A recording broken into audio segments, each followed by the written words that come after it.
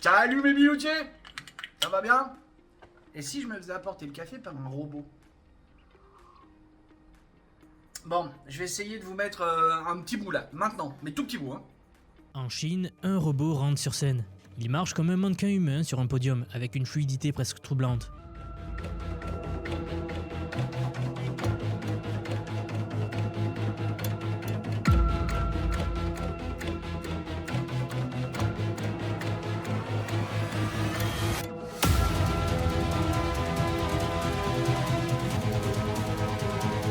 Et puis, dans les commentaires en ligne, lors de la retransmission live, c'est l'explosion.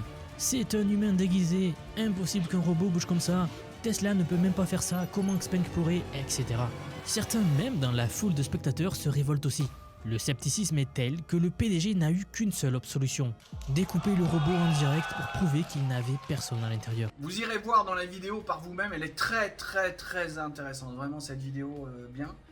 Elle ne parle pas forcément de politique, elle parle de l'avenir, elle parle de la société. Bon déjà, dans cette vidéo on apprend que un robot de ce genre là ça vaut 20K. Ça vaut le prix d'une bonne bagnole. Ouais, c'est...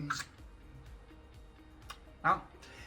Moi ce qui me pose question, c'est pourquoi ces robots, tous ces robots qu'on est en train de créer, pourquoi il faut toujours qu'ils ressemblent à un humain?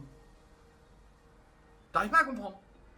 Alors, vraiment, allez voir la vidéo, vous allez voir, et le sujet de la mienne d'aujourd'hui, là, de ce que pourquoi, c'est ça la question que je me pose, et que dont j'ai envie de débattre avec vous. C'est ça, c'est... Parce que, justement, ça a choqué, machin, mais non, c'est pas vrai, c'est un humain qui est dedans, ah, là. Pourquoi il faut toujours que ce soit humanoïde? Allez chercher le mot, la définition du mot humanoïde, si vous savez pas ce que ça veut dire. C'est une histoire de forme. Oïde, quand c'est quelque chose des oïdes, un patatoïde, ça a la forme d'une patate. En maths, en géométrie, on s'en sert des patatoïdes. Alors qu'en fait, pour plein de tâches ciblées et pour plein de raisons de portance, de taille de la carte graphique ou des cartes mémoire ou des cartes électroniques qu'il faudrait dedans, on pourrait leur donner d'autres moyens de locomotion, des roulettes, des tripodes, des chenilles, machin, qui seraient bien plus adaptés. Pourquoi à chaque fois, toujours, faut que ça ressemble à un humain? Quelle que soit la destination du robot. C'est con parce que vraiment, avec des principes de chenilles, d'octopodes, de machin, on pourrait avoir des trucs beaucoup plus performants. Bon allez, je vous laisse sur cette réflexion. Ouais, pour une fois, je vais vous laisser sur une question. Comme ça. Bisous, bisous. Poutou.